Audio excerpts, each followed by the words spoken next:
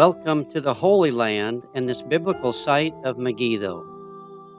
The name Megiddo comes from two words, Har-Megiddo, which means Armageddon.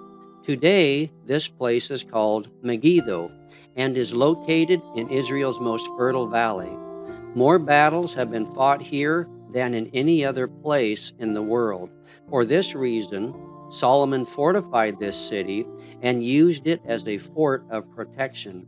Also, many other kings used Megiddo as a fort in order to control a major travel and trade route here called the Via Maris, or the Way of the Sea.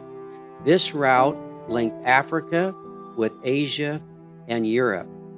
After King Solomon, King Ahab built a water tunnel down to its water source so attacking armies couldn't cut off their water source.